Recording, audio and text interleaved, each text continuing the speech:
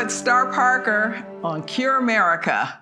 And there's a lot of speculation. It's swirling that after a progressive sweep of Washington, D.C. in 2020, that now, only 5 months into the Biden administration, the U.S. Supreme Court has decided to take up 2 cases that could change our cultural landscape towards conservative principles. Some are opining that if the justices side with life and personal freedom, there'll be a civil war. Others are saying, don't worry. The progressives have already turned so many red states blue over the last few years. We're going to get this. Total progressivism is only one election away.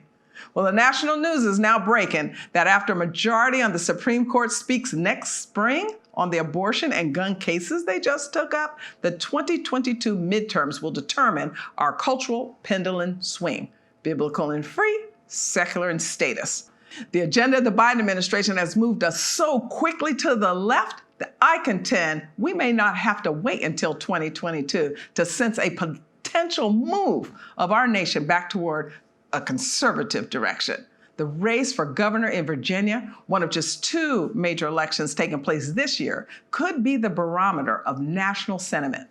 Republicans there have just nominated a dream team ticket. At least that's what I'm calling it. They're combining talent and achievement with all the diversity today's political marketplace demands.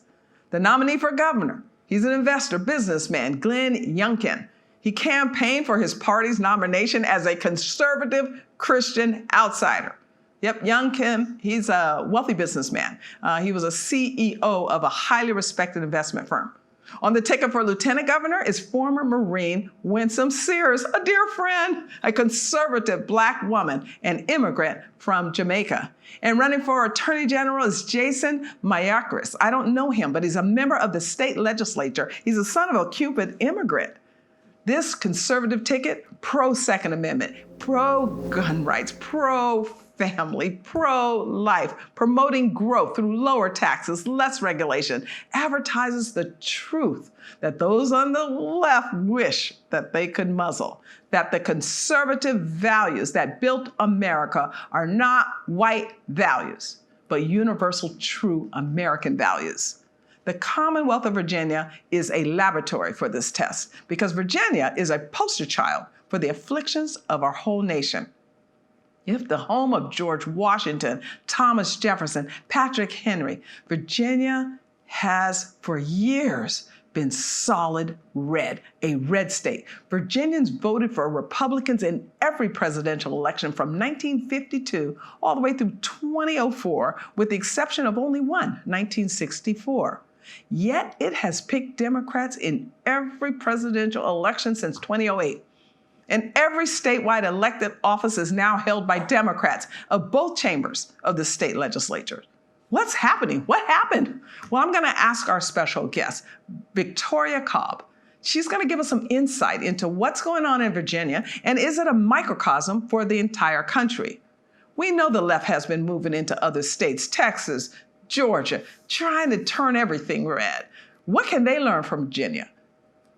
Victoria is the president of the Family Foundation in Virginia. She's based in Richmond, their state capital, a pro-family organization whose mission is to preserve and promote the family. She works daily to inspire Virginians, pastors, legislators to advance biblical principles in the public square and to keep the radical policies out of the law. And boy, they've had some radical policies coming out of Virginia lately.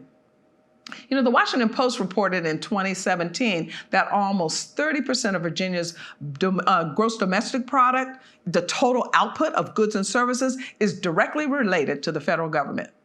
And the major population growth in the Commonwealth has been in the northern part, basically the suburb of Washington, D.C., right here. In Northern Virginia's Fairfax County, with a median household income of $124,831, 70% of the vote went to Biden and only 28% to Trump. Yeah, you heard me. They make like 4 times what the rest of the country makes. And as more Virginians benefit from the largesse of government, the more they increasingly turn to Democrats. And the Democrats have been promoting big government. This is their meal ticket now. And yet they're advancing policies that are destroying our country. So as the federal government dishes out more money to Americans, we can expect what's happening in Virginia to spread. If it hasn't spread enough already, we need to turn it around. So the question is, can we? Are we going to be able to turn back these radical policies and turn some of the now blue states back to red? Well, I'm going to talk to my powerhouse panel about this. We want to cut through the noise of the news so we can find some truth here on Cure America, and we're going to do that with Virginia, with our state, and see if we can get a little bit more of what the founders had in mind after this important message.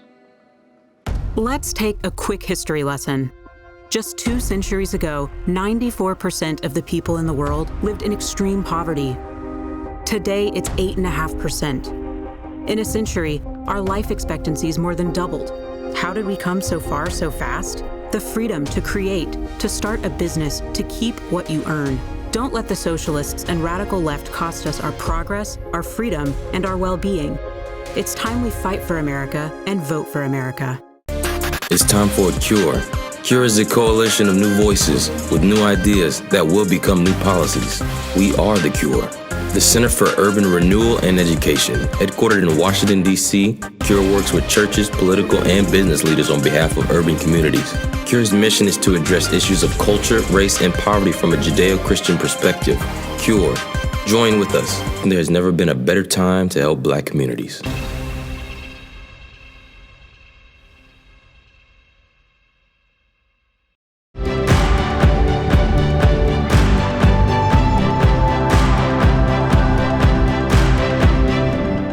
Everybody's always making fun of my home state of California, saying that, ooh, there's something wrong out there. Well, today we're going into Virginia because there might be something wrong there as well, as you just heard in my opening. So I thought I'd get a real expert out of Virginia. I have Victoria Cobb. She is the president of the Family Foundation of Virginia, the Commonwealth's largest and oldest pro-family organization. You're a mom, you're married, you're 20 years there, and I heard you're really fighting down there in Richmond. Thanks. Thanks for having me. We are putting up quite a fight, and we're having to, because Virginia has changed a lot over the years, and it's a frustration to a lot of folks that believe in things that we care about, like faith and family.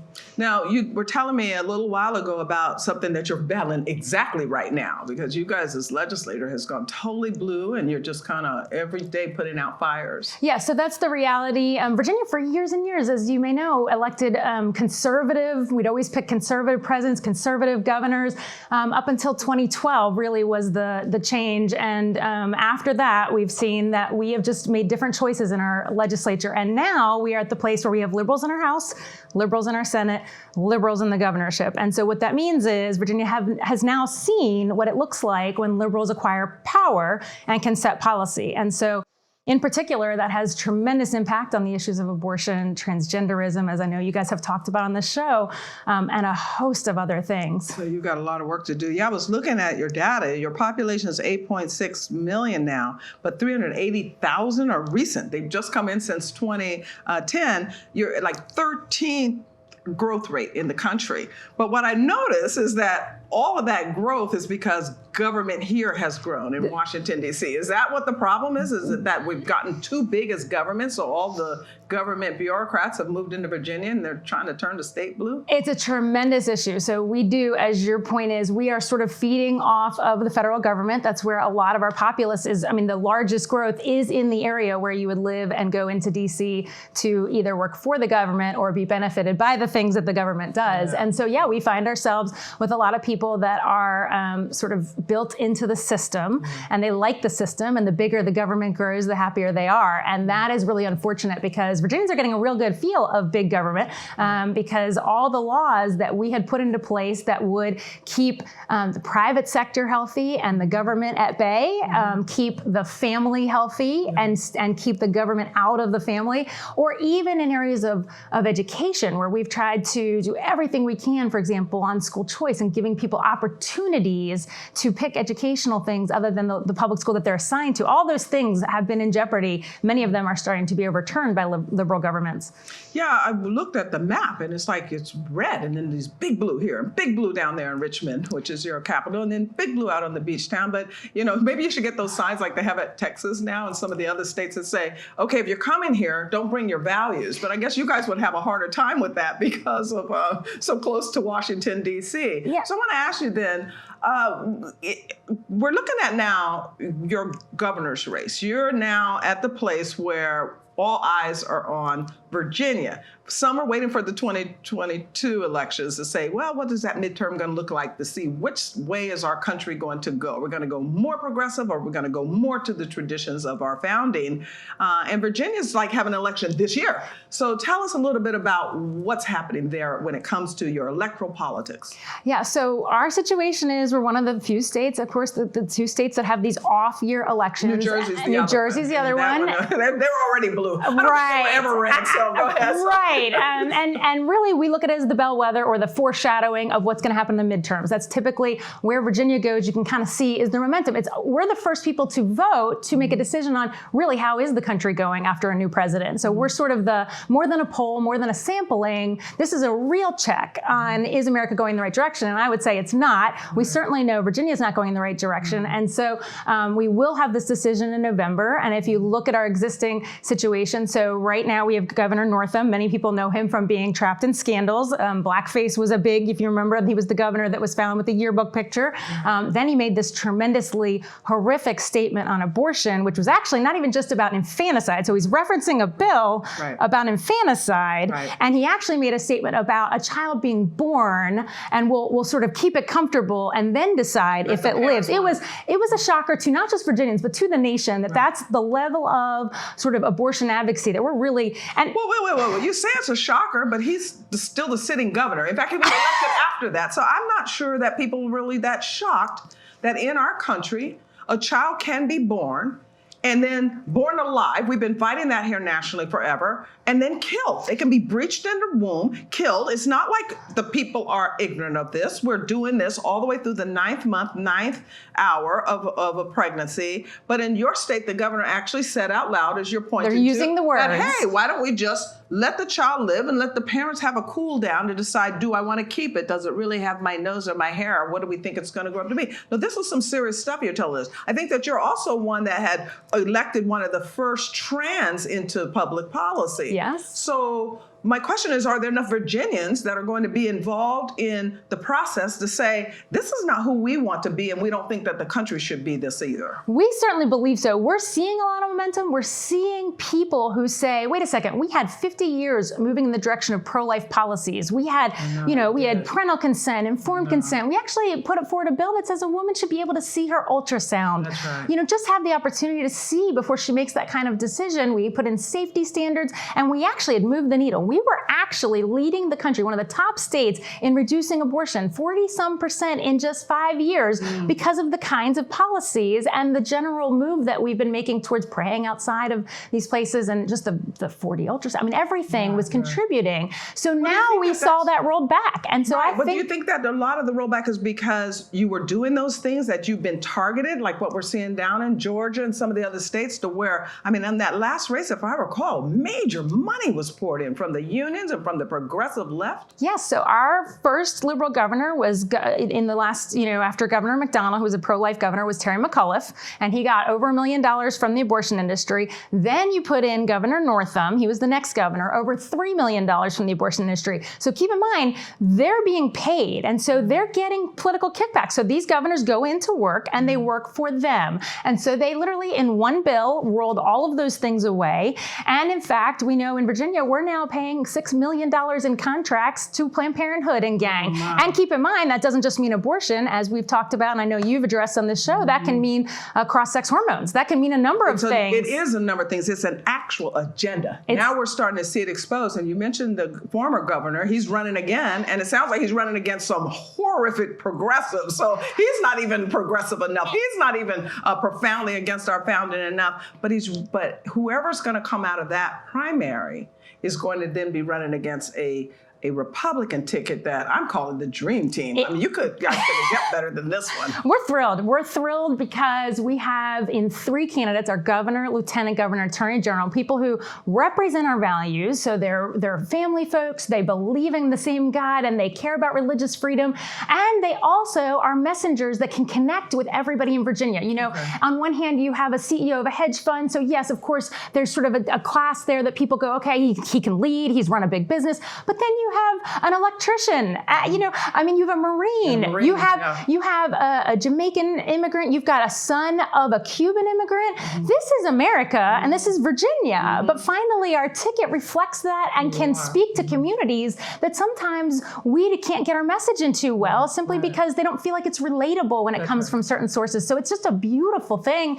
And I think they're going to do a fabulous job stirring up the passion that should already be there from seeing the liberal policies, but they're going to be able to harness that and be able to message that well. That's incredible. That's incredible. And then on the other side, do you think your former governor does have a following? So I'm not sure that the progressives are going to pull it out, but will they be able to message against a who might consider himself moderate if he on the Democrat side becomes the candidate? Because you know he's going to go toward the center on something like this and try to make the ticket from Republicans the extremists. Well, that is the interesting thing. As you say, they have a nomination contest. We will see. There are 2 very talented African-American women that are, you know, also in the running. So it'll be very interesting. He is but evil. They're not good people. These no are question. Professionals. No question. In fact, I understand that one of them is out that she thinks that children should be killed outside of the womb. Too. Yes. The bill that we had on late-term abortion, we called it birthday abortion. Literally, the day you are supposed to be born, you could have your life taken.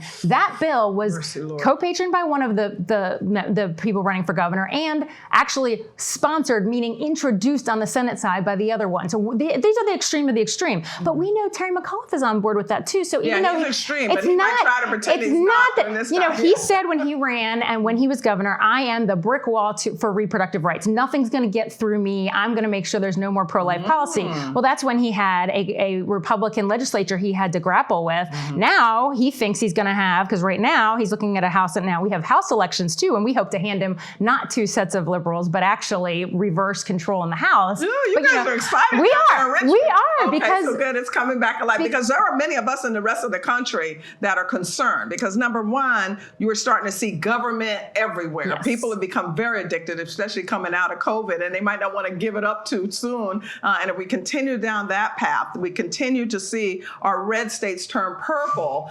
You're kind of giving me hope that then we can come back to red. We have to have we don't hope want to get purple. because when people are seeing these policies, and it's not just abortion, let's just look at education, something that touches every home. We watched, it was the liberals not allowing our kids to go back to school in a safe way. There were safe ways for our kids to be back in person, and the teachers' unions. Did you guys go back? Did Virginia reopen? At the tail end, there are still public schools in Virginia today that were not open at the end of the school year. So there are parents who have been virtually.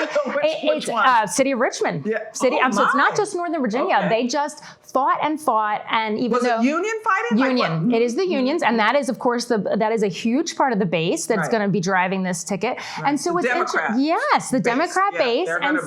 Unions love control of other people's lives. And we've even seen them put forward policies like we're going to have no more advanced math classes below the junior year of high school. They're saying that's just not equitable. So there's a lot of moms going, wait a second, my child happens to be high achieving, and you're saying we can't even allow those who have the ability. Why don't we lift everyone else up to be able to get into? Because there is an agenda, we know it, because they're going to replace all those high-end math classes with critical race theory. And that is also happening in every community. There are a lot of issues on the table that I think we can, as conservatives, as Christians, rally behind to say there's still hope in public policy. Some want to pick up their ball and bat and just go home and pretend that it's all going to work out. Public policy in the public square is how we all live our lives in freedom and in peace. So I'm wondering then, is that ticket, give us one more encouragement that ticket has that momentum, because you said that they have the messaging. Are the people going to be behind them? Is the money going to come so that they can really make their case in the communities that matter most so that the rest of the country can be saved? Absolutely.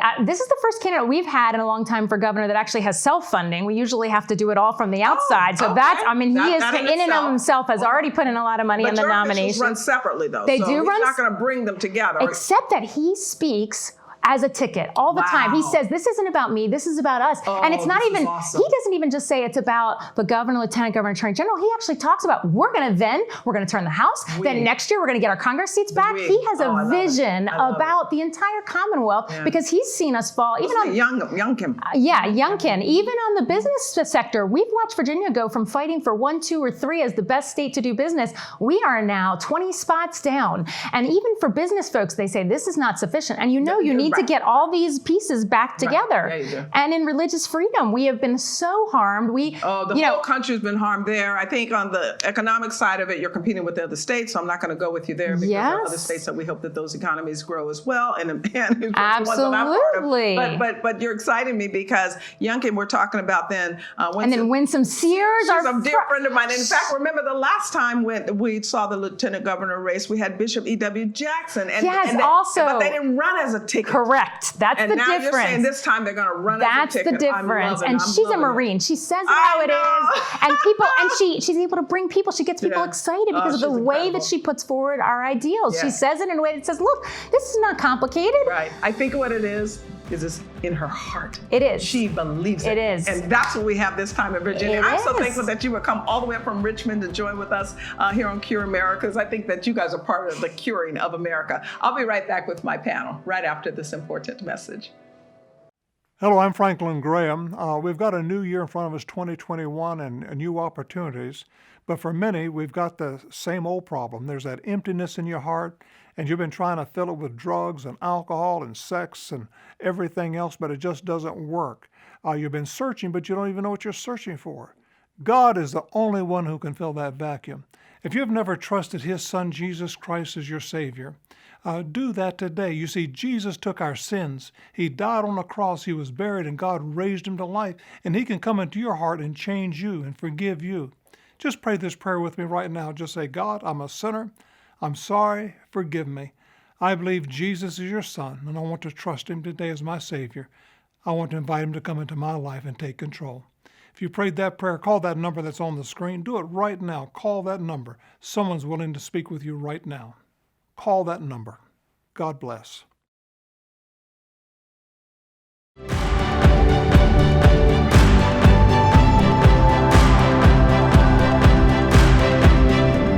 Well, I'm happy now after talking to Victoria. Oh, but we still have work to do. We have work to do, not just in Virginia, for those of you that live in Virginia, but all across the country. So I have an expert panel that will talk about what are we going to do to turn our country back at least a little bit toward our founding principles. So I have Jonathan Alexandre. You know him, Senior Counsel for Governmental Affairs at Liberty Counsel Action. You're probably happy too. You guys had some major wins in the court. Yeah, absolutely. At the end of this COVID pandemic, all these lockdowns, being able to defend churches all up and down the circuit level and have solid victories in the court, even at the highest level at the Supreme Court, setting out precedent that'll hopefully reinvigorate this nation to realize that First Amendment principles are lasting principles regardless of what's going on. Oh, I'm so excited about it. I hope they gave you a bonus too, because then you can take us all to lunch after this panel discussion, because I know Terry Jeffrey is a good friend and he would love a free lunch, huh? Absolutely. All you media people do. He's the editor-in-chief of CNS News, and if you don't know what that is yet, then that means you haven't signed up, and you really need to. You know, we keep complaining about what the union-controlled media is doing. Well, then let's go to our media so that we can be more informed. So thank you for your work there. You excited about what Victoria was telling us, that Virginia is actually maybe winnable? I hope so. Yeah, I am. You live there. I do. You left California and went to Virginia. I did. You're the type that they say, don't bring your values, did you? I'm a native San Franciscan. It's a different city when I grew up there. But yes, I think that Virginia has a chance of going the right way. It was a different city, wasn't it? Yes, It was actually conservative, just family, and now what has happened to our country has happened all over the country, and we've got to stop it. So I have an economist this time, guys. I have a friend, Diana Roth. I just call her Diana Roth because your middle name I can't always get, but thank you for being with us. Great to be with you, Star. Diana she has a master's in philosophy and economics. She's an adjunct professor of economics at George Washington University. I met her first when she was over at Treasury right after the Opportunity Zone Initiative came in, and you were helping out over there with Munchkin, or how do you say his name? Why would someone have an M in it? Was it Munch? How do you say his name? Mnuchin. Oh, Mnuchin. Okay. Meine I'm sorry, Frage. much. It's okay. Oh, I want to apologize. Yeah, I got to apologize to him because I'm calling much. But you went over from the Department of Transportation. You've been in labor. You know this swamp inside and out. Unfortunately, I do. Yeah. Unfortunately. Well, thank you for being with me because as an economist, I'm going to start with you. It seems we're going in the wrong direction when it comes to the size of government versus the size of the private sector. What's going on? It's really sad. And it's really sad that President Biden, who obviously wants to help low-income individuals, is going in the wrong direction. For example, all this green energy raises the price of electricity. All these electric cars. Low-income individuals cannot afford Teslas. It's a high-income thing to have a Tesla. Like and a little usually, toy, huh? Exactly. They want to force on everybody, forcing the gas Right. companies out of business and skyrocketing those prices. Right. But you said that he wants to help them. At least he talks like he does. But it doesn't sound like any of the policies from the Biden administration would really help low-income workers. Right, exactly. And these fiscal policies where he's spending so much money and wants to spend trillions more, that's having the effect of driving up inflation. And inflation really hurts people on fixed incomes who cannot go out and earn more money. And they're starting to see it a little bit now all across the country. People are like, yikes, I just bought that product last week. Well, Right. Terry, we're looking at Virginia being an opportunity to maybe turn some things around. I think that when you know the state better than me, so correct me if I'm wrong. Not like Muchin's name, but correct me if I'm wrong. That most of the state is more red. And then you get these pockets of blue. You've got this whole part of Northern Virginia that is right outside of Washington, D.C. They make goo gobs of money. They're driving these Teslas. Other people's money, of course. This is the bureaucracy of Washington. But it has a real hard impact on the low-wage workers. Diana's pointed out. I think there is a comparison to California. More rural areas of California remain fairly conservative, but the more urban areas tend to be more liberal. But Virginia is particularly unique in that the suburban counties across the river from Washington, D.C., are not only the most liberal counties in the state of Virginia, they're actually among the wealthiest counties in the United States of America, according to Census Bureau data. 5 of the wealthiest 20 counties in the United States are in Virginia. Yeah. Number one is Fairfax. Loudoun now. But yes, but Loudoun County, Fairfax Okay, so you got Fairfax County, Loudoun County. Arlington County. They County. count Falls Church City because it's an independent city as a county. Okay, All those counties are among the wealthiest counties in America. My goodness. Measured by median income. And why is that? Because the residents there, they either work for the government or they're lobbyists or they work for government contractors. So they like government. Boy, do they like government to become that wealthy. I mean, my goodness, people are really scrambling to even pull their taxes together. I noticed that one state said when the gas got up high, that let's just take the tax off, and it dropped it significantly. I don't think that the people recognize that there was that much tax, speaking of them forcing us into these electric cars. But Jonathan, I think it's fascinating that we're moving to where we might actually have real discussion about this difference between what the Biden administration and or liberals say they want and what conservatives say that they want, in particular because while Virginia's having their election this year, as one of the only 2 states having an election this year, the Supreme Court, 5 months into the Biden administration, has taken up 2 amazing cases to tell us, are we conservative people, perhaps? Absolutely. I mean, these are massive cases in terms of liberty, in terms of preserving life. Of course, the 2 cases are going to be this abortion case that for the first time, we have a real shot at knocking down Roe v. Wade, where, in the past few years, the abortion cases that have made it to the Supreme Court have dealt with the undue burden standard. Are we putting a burden on women and not allowing them to, have unfettered access to abortion? So Wait. So they just bypass whether it's a living being growing. We're bypassing that, and now we're just going to look at this question of undue burden. So go ahead. Right, and that's what the court has done previously, and it's the wrong focus, right? For the first time, we're talking about gestational age. We're talking about 15 weeks, and what Mississippi did was an incredible bill. Of course, it's not, it's not the entire pie, it's not all the marbles. We believe that life begins at conception, but at least we're refocusing and realizing, wait, there's a life at the womb, inside of the womb. And 15 weeks is a decent marker. What Texas is doing, 6 weeks, that's a better marker, ultimately realizing that the focus needs to be on the child. And at the same time, with regard to government and self-autonomy and liberty, this case involving gun rights coming out of New York is another incredible opportunity to refocus the country history saying that the Second Amendment is foundational, that and you cannot infringe on the rights of individuals. I'm cautious. I have caution looking at what will come out of the court.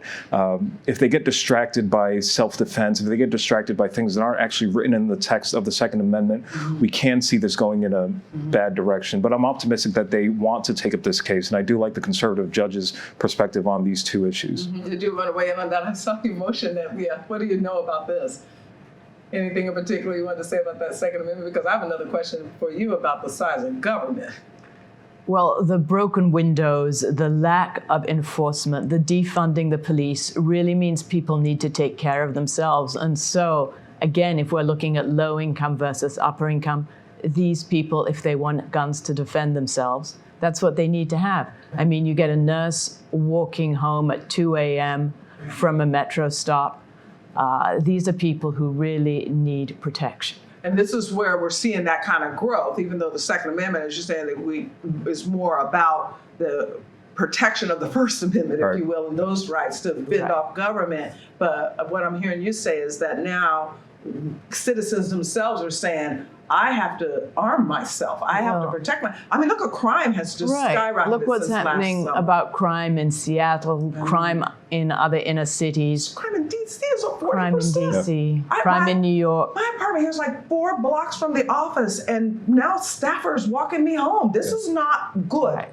Exactly. Something has broken down. So I'm wondering then if I'm going to come back to you with another economic question, because I want to know about government, because you've worked inside. And I know that, there's some people that just want to thaw out everything. They think that the swamp is just evil and we got to destroy our country. And then they're talking about constitutions of states and all these kind of things. And there might be some legitimacy there because it is too big. But there is some things that they need to do. But before I come with you, I want you to answer that, Diane. I want to ask you, Terry, because your state now has tried everything. Your former state, California, San Francisco, we've tried it all. Now you're looking at Virginia, excessive government, defund police. Let's just let it all hang out. Are the people sensing it? Are the Virginians going to speak into this through their electoral opportunity? I think there's a very real chance of that. I think Virginians are fortunate this year because the Republicans have put forward an excellent ticket. I'm calling the dream team. Exactly. We have Glenn Youngkin's running for governor. He's pro-life, limited government conservative. Yeah. Winston Sears is running for lieutenant governor. She's a fantastic candidate. She's incredible. Two of the things he's championing are the pro-life cause and pro-school choice. Now, if you want to help kids in Virginia, those are the two things you should fight for. Defend the right to life of children who are unborn. When children are born, make sure your parents can send them to schools. And they not only can learn how to read and write, but they also have values taught at the school that match the ones the parents want taught. Well, yeah, but they're sending them to these government-funded, union-controlled schools. So, Jonathan, I'm not sure if you even get parental opportunities in education. We're fighting now critical race theory. In that state, they want to remove mathematics. The sex ed curriculums. I mean, these are all things. Sex ed curriculum. I mean, this is the state that gave us, I think, the first trans in a very powerful, that everyone knew that this is who they were running. And caution is still necessary in terms of Virginia. I mean, Virginia is a great model of where the rest of the nation is going. And certainly we've seen Pennsylvania, a state that went red in the previous presidential election, now turning blue because of its large major cities. And, the threat is there for states like Florida as well. We already saw the same thing happen in Georgia. I think the Democrats have a game plan in making Austin turn even Texas blue, where, even Ted Cruz in his recent candidacy, very narrow margin. So as much as we're optimistic in terms of, Virginia having an incredible Republican ticket, and kudos to the GOP for, standing behind what is, more of a diverse candidacy. Well, we don't know they're going to do that yet, because within the GOP, there is that internal struggle that we don't want too much of that religious stuff. I mean, one of the reasons that we're in trouble, I think, as the Republican Party is that, this we want to be secular and only focus on the economic issues. And so you started seeing the momentum in the society, or the Republican society and conservative, lose that edge to be able to run as a solid one. And then you have people throwing out terms like rhino. So, Diana, I want to get to the question about Washington and the economies of Washington. It's big government on both sides of the aisle. Are we going to be able to recover ourselves, looking at the fact that the founding principles and the founding fathers wanted a responsible, which we would call conservative people, to self-govern. Well, I think that there's going to be a backlash about some of the things that have been happening. For example, parents not being able to send their kids to school, and therefore a move away from the public schools towards more independent schools. Yeah, we're seeing some of that now. We're seeing unions who don't like the fact that these pipelines cannot operate or be built. We're seeing people who don't like the fact that they have blackouts because the pipelines are not getting natural gas to where they are. So I think that people are just thinking, is this working for me? Yeah. And in many cases, big government is not working for the people who it's supposed to help. Well, and there's going to be a backlash. There'll be a backlash if the messaging stays long enough, because we also, every time a new flavor of ice cream comes up, we forget about the old one. So I'm wondering, Terry, if are the conservatives going to have enough momentum because they have enough money to remind people of some of the things? I mean, you're talking about the black. I totally have forgotten about that. I didn't experience it though. So, but those that did, you're thinking that they're gonna remember that this was Democrats' fault. Well, no, go ahead. Wait. What do you say? There's the governor of Michigan who wants to block the pipeline coming from Canada to the Northeast. Yeah, they're having an interesting debate about the next governor up there, too. In fact, you have an incredible Christian pastor running, and you have some are thinking that even he's now going to be former police chief in Detroit is going to be running. So it is interesting, your point, that maybe the people are saying, we've tasted that progressivism and we don't like it. Are they going to have the money and momentum? Well, I think there is a problem in that Republicans in office in Washington, D.C. aren't really champions of limited government. And, right now in D.C., as you know, we have cicadas popping up out of the ground and singing their songs. I looked yesterday at what was the federal debt in 2004, the last time these 17-year cicadas came out? It's just over $7 trillion. What is it now? It's $28 trillion. Woo! So the debt grew almost $21 trillion while these cicadas were underground. And you had a Republican. Well, you're going to have to tell people what that is, president. because everybody doesn't live in Virginia to know what the cicada stuff is. In fact, I've been asked about it, and well, you're in Washington, D.C., and do they have the cicadas coming? I'm like, you kidding me? The homeless talk so loud that they probably are afraid to come near. But I want to know. They're playing my music. So I'm going to ask you that after the break. He's going to tell you what the cicada is after you hear this important message. And then we're going to move into, is it solvable? Can we do what Virginia's doing all across the country and take our country to save it? I'll be right back. It's time for a cure. Cure is a coalition of new voices with new ideas that will become new policies. We are the Cure, the Center for Urban Renewal and Education. Headquartered in Washington, D.C., Cure works with churches, political, and business leaders on behalf of urban communities. Cure's mission is to address issues of culture, race, and poverty from a Judeo-Christian perspective. Cure. Join with us. There has never been a better time to help Black communities.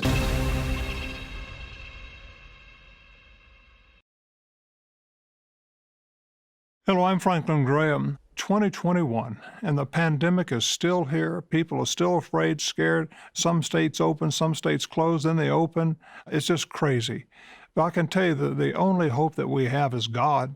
God made us and created us, and He sent His Son, Jesus Christ, to this earth to take our sins. And Jesus Christ died for our sins. He was buried for our sins, and God raised Him to life. And He'll come into your heart, and He'll change you, and He'll give you a new life and a new beginning. But you've got to invite Him. If you've never invited Christ into your heart, do it right now. Just pray this prayer with me. Just say, Dear God, I'm a sinner. I'm sorry. Forgive me. I want to turn from my sins. I believe that Jesus Christ is your Son, and I want to trust Him as my Savior, and I want to follow Him as my Lord, and I pray that in Jesus' name. If you prayed that prayer, call that number right now that's on the screen. Call it. God bless.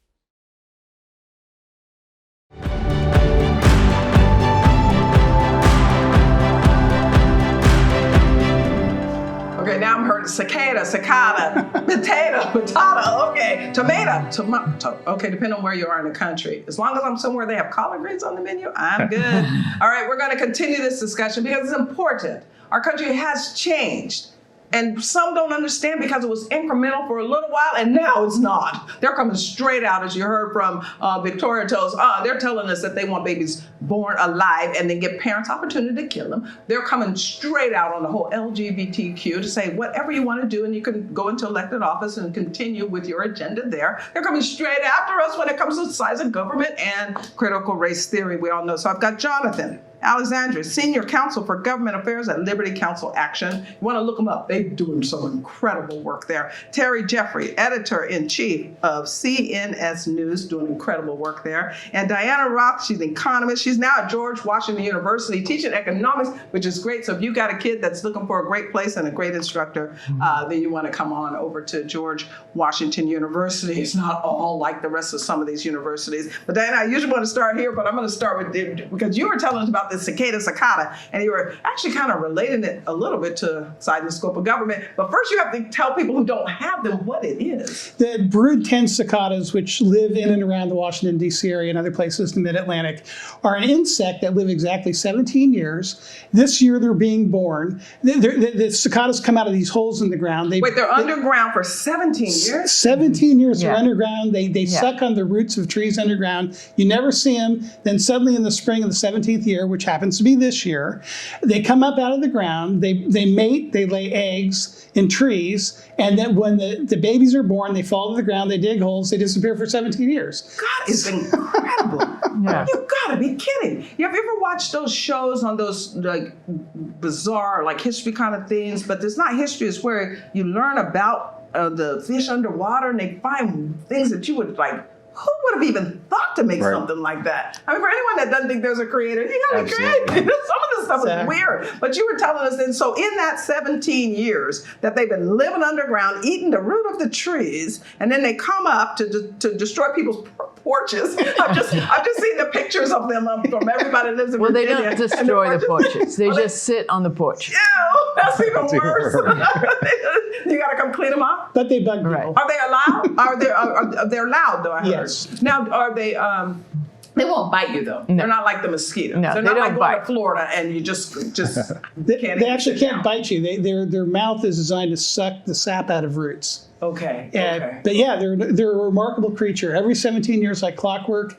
Even back in the founding era, they knew about cicadas coming out. Interesting. Yeah. Never heard of it. You learn something new every day. But what we're also learning from what you were sharing about your cicada is that in that 17 years, the growth of government. Yeah.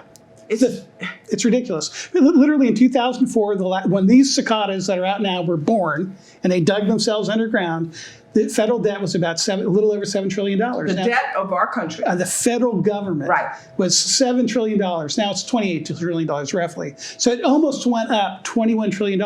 If you take it, I looked at how many tax filers actually paid income tax. According to the IRS in 2018, the latest year, is about 1,400,000 people filers. So it could be joint filers. But the debt is about $280,000 per every tax filer who actually paid tax. That the increase. So you keep hearing, Diana, that people. The wealthy don't pay any taxes. The wealthy don't pay any taxes, but they do pay taxes. So they're twofold to this question. What is that tax distribution? Because this is horrific, what we're hearing right now, because that debt is real and it's going to go into our grandchildren. But also I want to talk to you about even some of the departments you've worked in, labor, transportation, trade. Is there so much need for government that we have now? The largest counties outside of Washington are the wealthiest counties that didn't want more government. It's not that there's need for government, it's that Congress funds it, and therefore the different departments have to spend the money. So for example, do they have to spend the money? Because that's just the law. The law is that if Congress gives the Department of Transportation, for example, $30 billion to give to transit agencies, then the department has to give out that money. So we have to tell Congress to stop instructing these different executive departments to spend so much money. So it has to stop in Congress. Now, it's Congress that appropriates the money. Yeah, all the departments. So basically, Congress sends out money to all these different departments. Money that it took from the taxpayers. Exactly, it took from you. Forced them to bring it to Washington. Right.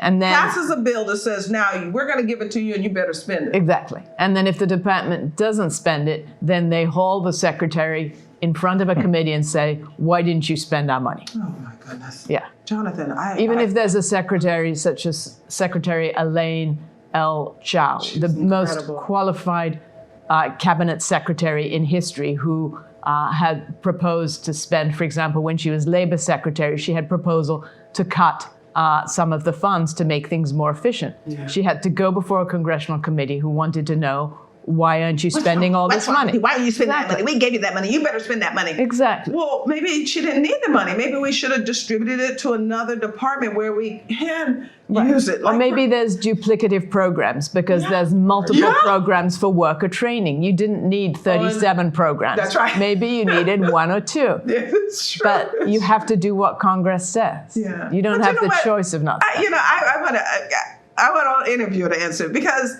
we hear this and then we want to blame it on liberals and we want to blame it on progressives, we want to blame it on Democrats, but the Republicans have had Congress before as well. Why didn't they do something about this? Yeah, I think you're absolutely right. The discretionary funding has gotten so out of control, and we have to look back to the origins. It's not in the Constitution for us to raise taxes and raise funds for discretionary funding. I mean, they're allocating the Constitution for our defense, for the common defense of the people. But you have the system where every dollar you spend on the military, you have to spend it in discretionary funding or some program on the other side. And so you have government, the saying, what you win them with is what you win them for. If you keep feeding government bureaucrats money, you're going to keep that pipeline going. What you win them with is what you win them for. Right. You get them. I don't know if that translates well, but you get folks, not only bureaucrats in the system, working on this pipeline of making a living off American money, but you have American taxpayers saying, well, if that's in some way coming down back to me through programs, then I'll continue funding it. And it's an appropriate slogan, because you not only have it with the American people saying, as long as I get my cut, right. And it pressures the politicians to make sure that they come back and tell them, I got you your cut. And we thought we got rid of all this earmark stuff to say, well, so which came first, the chicken or the egg? If it's not constitutional, how do we get rid of it? We're on the solution side of Cure America in the panel discussion. What do we need to do? What do we need to do to get us to the point to where that scenario that you just built out, we can begin to reverse that trend? We've got to do something to reduce the size of school. We need to elect politicians that are in favor of low taxes and low spending. That's what we need to be doing, and that's why Virginia is so important. Right. Yeah. Well, I regret to say this, but the power of the purse ultimately lies with the House. Appropriations bills have to start in the House and have to pass in the House. We've had many years over the last 20 years where the Republicans controlled the House, and where people who spent their lives claiming they were fiscal conservatives, like, for example, Paul Ryan, ended up being the Republican leaders in the House. But ultimately, when they were in that position of power, they did not roll back government. They did not control the growth of government. They actually grew the government. So I think there is a problem where politicians who are in office in Washington see spending money in the time that they're going to be in office serving their interests, even if they recognize that a crisis eventually is going to come. That they're thinking, well, maybe it's 15, 20 years from now when I'm no longer in office. I see your brain moving. What are you thinking? I think he's absolutely right. The tendency of politicians is to spend money, and it's very difficult to fight that, because if they come home to their district and they say, "Look, I got you this, I got you that," then they get a lot of praise. And if they go home to their district and say, "Well, I managed to cut this funding," sometimes they don't get the same amount of praise. They don't even get reelected. So, Jonathan, which comes first, the chicken or the egg? The taxpayer has to wake up to say, okay, I'm going to try to do more with less, that I'm willing to take the sacrifice, if you will, of not getting that government promise. Yeah, and I think it is a moral consideration. Are we living within our means, within our own household? And debt is something that obviously it's more and more difficult to avoid if you want to buy a home, if you want to go to school. But, are we getting a good return on the things that we're investing? Those are individual considerations. But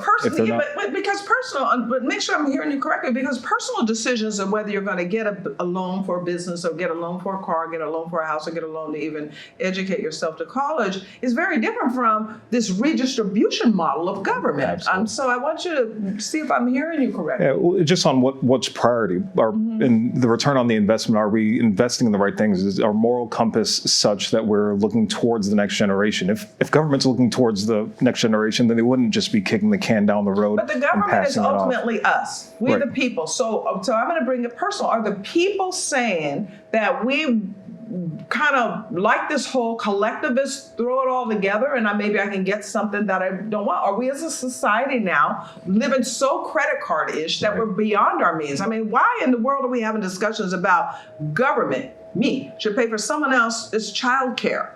Or why are we having discussions that government, me, should pay off the debt of somebody that decided they wanted to get $100,000 in debt to go to a university? I'll just say a quick difference. So the previous generation used to put things on layaway. Our generation charges it and pays it back later. And that's sort of the moral attitude towards how we spend and the perspective that we need on economics, that if we don't change it personally, it's never going to change at the higher level. Well, Terry, this sounds like a cultural problem.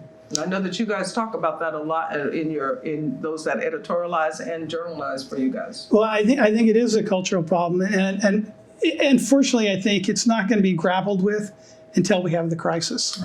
I regret to say that, but I believe that's the case. Well, we have it now because, Diana, we got the Biden administration. They're doing some things we've never.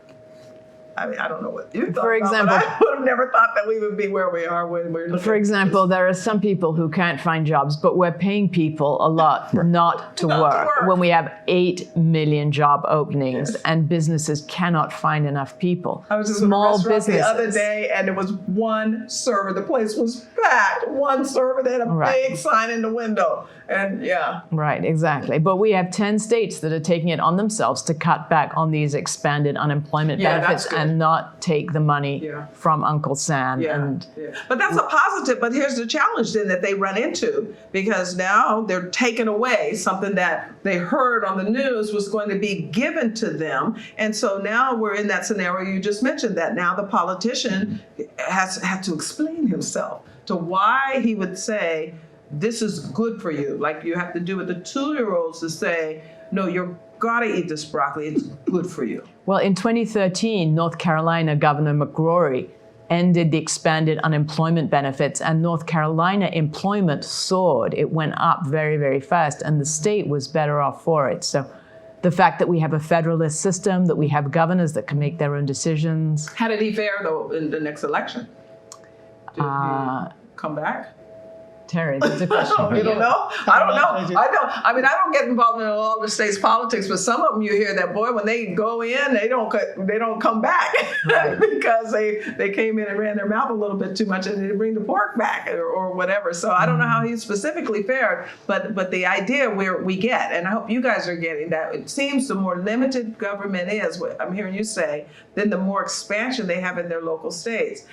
Real quick, Jonathan, because I'm wondering then, because you're the one that brought up the taxpayer and their lust for more. Right. Are we going to see people bite the bullet? Diana brought up the schools, that parents are now seeing that government made a whole lot of promises, and when you needed them most, looking at the crisis you talked about, they weren't there even to open your schools. Are people really going to get it to say, maybe I ought to try educating my kid at home. Maybe I ought to try to fight for money to follow my children to the schools I want and pick something that's going to work for me. Are we there yet? Yeah, I think you're absolutely right. It takes a crisis. It takes a wake-up call for individuals, and you hope that the wake-up call, the shaking up that we're giving, the sifting, as you often call it, you hope it comes early on. I think the Holy Spirit is always prodding us to pay attention to things that need to change. The church got a huge wake-up call when government said we're going to shut you down. I think we're going to see that, in terms of infrastructure continuing to break down. But a whole lot of them didn't respond. A whole lot of them just said, yes, massa, and they stayed closed until they finally told them it's okay to come outside again and take off your mask. And so the unfortunate thing, we have short memories. We don't remember the crises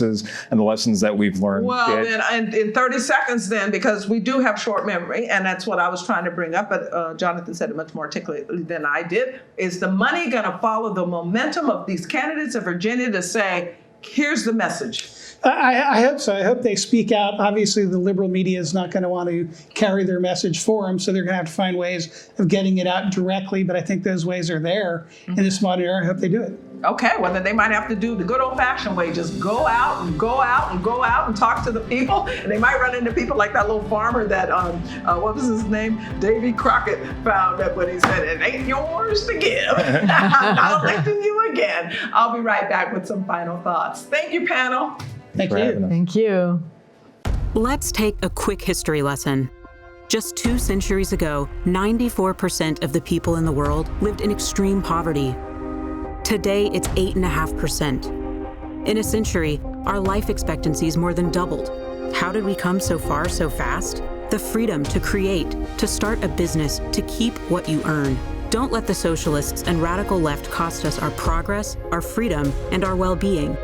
It's time we fight for America and vote for America. It's time for a cure. CURE is a coalition of new voices with new ideas that will become new policies. We are the CURE, the Center for Urban Renewal and Education. Headquartered in Washington, D.C., CURE works with churches, political, and business leaders on behalf of urban communities. CURE's mission is to address issues of culture, race, and poverty from a Judeo-Christian perspective. CURE, join with us. And there has never been a better time to help Black communities.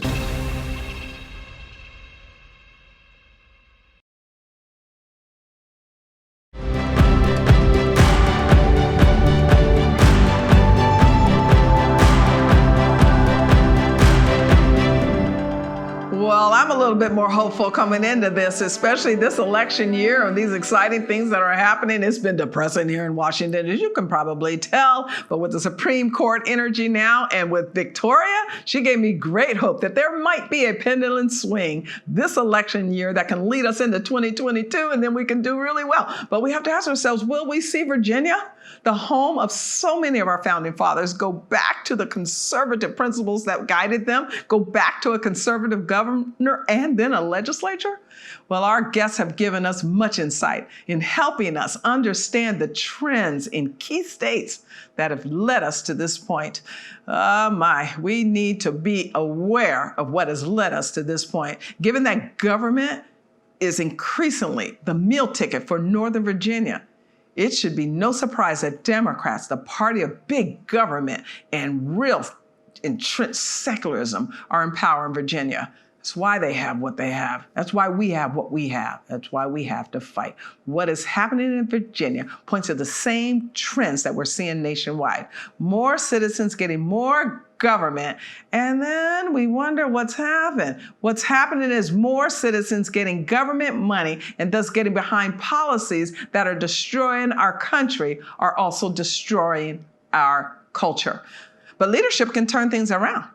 So I think that if this dream team Republican ticket in Virginia runs on principles and patriotism and against the moral and fiscal swamp that has taken us down a path to moral and fiscal bankruptcy, we may get an outcome that will encourage us that our nation can be saved. Sanctity of life, sanctity of family, sanctity of ownership and markets. That's what Virginia needs, and that's what America needs for a future. You know, to get this, perhaps it's time for us to get beyond the constant focus on ethnicity and race and gender and the haves and the have-nots and refocus our energies on the founding principles of life and liberty and the personal responsibility it takes to embrace our individual lots in life and turn each of our experiences toward our destinies and our purpose. A future and a hope are what the Bible says that God has planned for us. And He certainly doesn't need big government to help us pursue happiness and peace. Now, we can cure America together, but it starts with you, starts with me, and it starts with us voting our values. We're going to cure it. And I'll see you again next week.